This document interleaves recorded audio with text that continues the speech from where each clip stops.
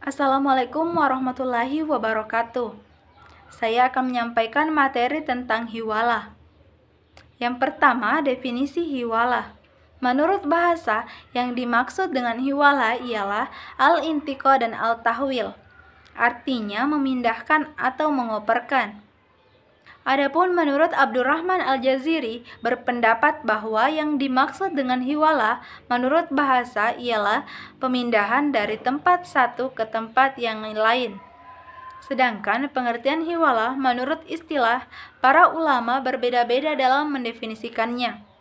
Menurut Hanafiyah, yang dimaksud dengan hiwalah ialah memindahkan tagihan dari tanggung jawab orang yang berutang kepada yang lain yang mempunyai tanggung jawab kewajiban pula.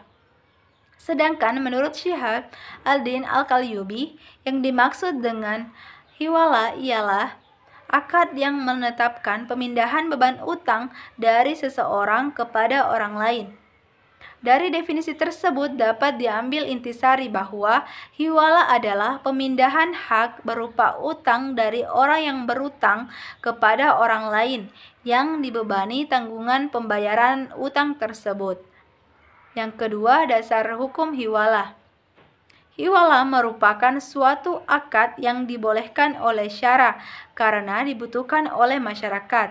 Hal ini didasarkan pada hadis Nabi yang diriwayatkan oleh Abu Hurairah bahwa Rasulullah SAW bersabda, menunda-nunda pembayaran oleh orang kaya adalah penganiayaan, dan apabila salah seorang di antara kamu diikutkan atau dipindahkan kepada orang yang mampu, maka ikutilah. Hadis riwayat Bukhari dan Muslim. Yang ketiga, rukun dan syarat hiwalah. Adapun rukun hiwalah, yang pertama, muhil, yaitu orang yang memindahkan utang. Yang kedua, muhal, yaitu orang yang mempunyai utang kepada muhil. Yang ketiga, muhal alai, yaitu orang yang menerima hiwalah. Yang keempat, muhal bih, atau objek pengalihan, yaitu utang atau piutang. Yang kelima, sigat hiwalah, yaitu ijab dari muhil dan kabul dari muhal. Selanjutnya, syarat-syarat hiwalah. Adapun syarat-syarat muhil, yang pertama, muhil harus memiliki kecakapan untuk melakukan akad, yakni ia harus balik dan berakal. Hiwalah yang dilakukan oleh orang gila dan anak yang masih di bawah umur hukumnya tidak sah. Yang kedua, persetujuan muhil. Dengan demikian, apabila ia dipaksa untuk melakukan hiwalah, maka hiwalah tidak sah. Selanjutnya, syarat-syarat muhal. Yang pertama, muhal harus memiliki kecakapan untuk melakukan akad, yaitu balik dan berakal. Yang kedua, persetujuan. Apabila muhal tidak menyetujui pemindahan utang tersebut, maka hiwalah tidak sah. Yang ketiga, pernyataan kabul dari muhal harus diucapkan di dalam majelis akad hiwalah. Adapun syarat-syarat muhil alai. Yang pertama, muhal alai harus memiliki kecakapan untuk melakukan akad, yakni berakal dan balik. Muhal alai setuju atas pemindahan utang tersebut. Yang ketiga, kabul diucapkan di dalam majelis akad. Adapun syarat-syarat muhil bih.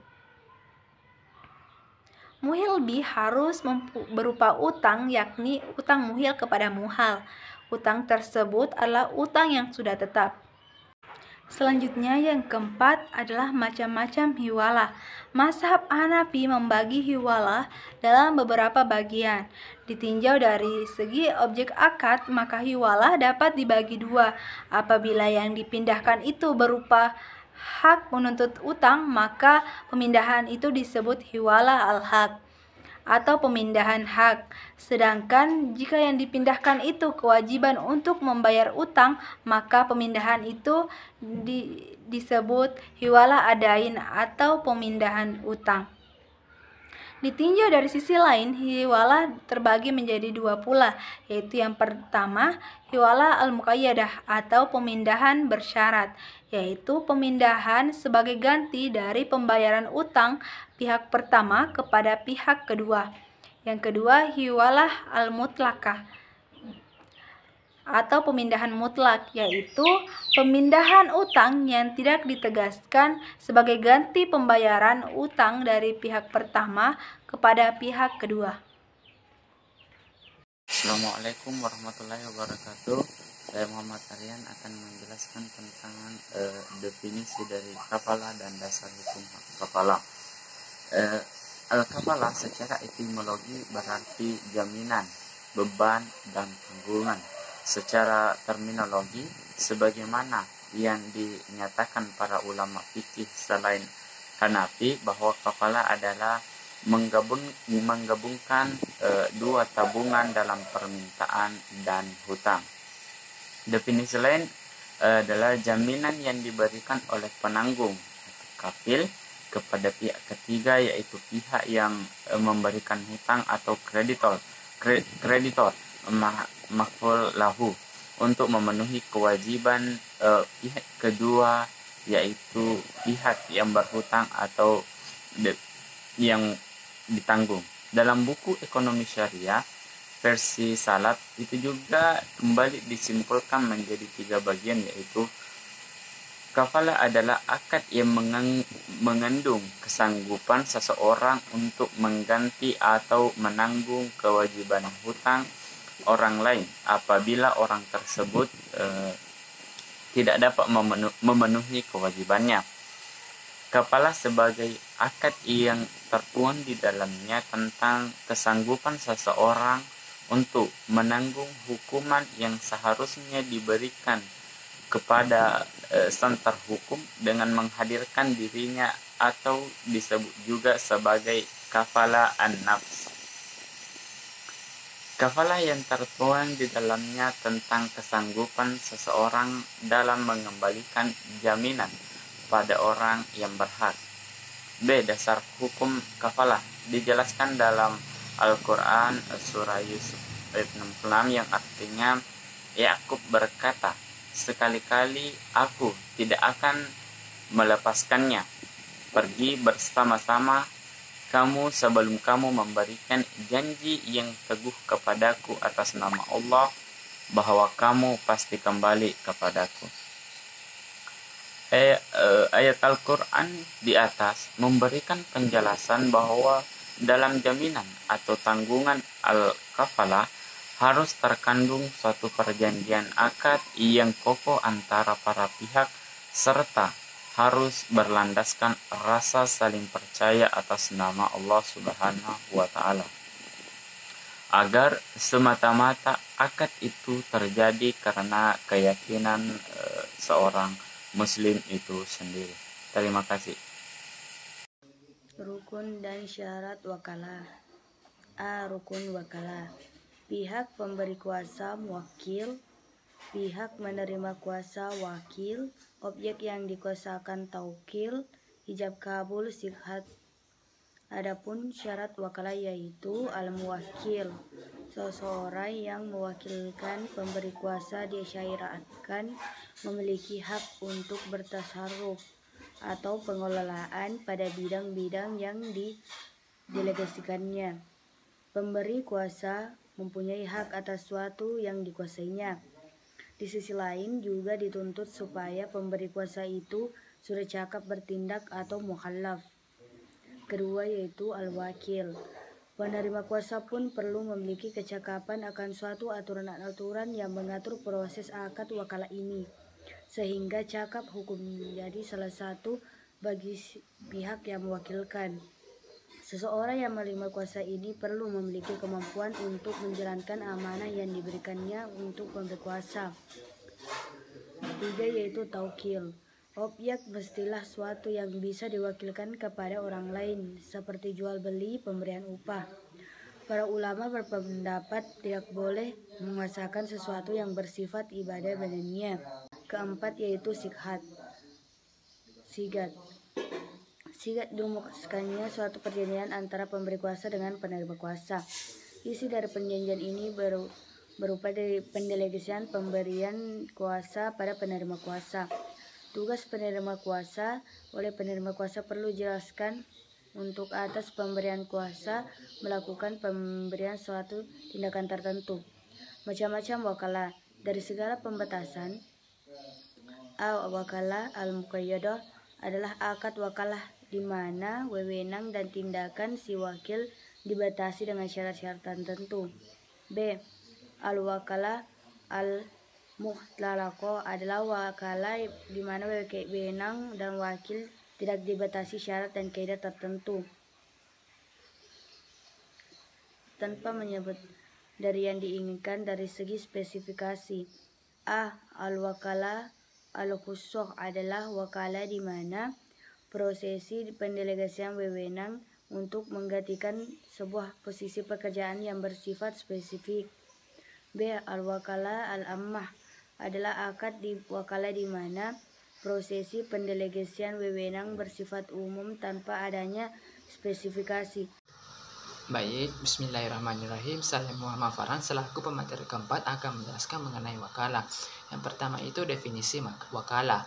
Wakalah berasal dari kata wazan wakalah yakilu waklan, yang berarti menyerahkan atau mewakilkan urusan serta pekerjaan wakil.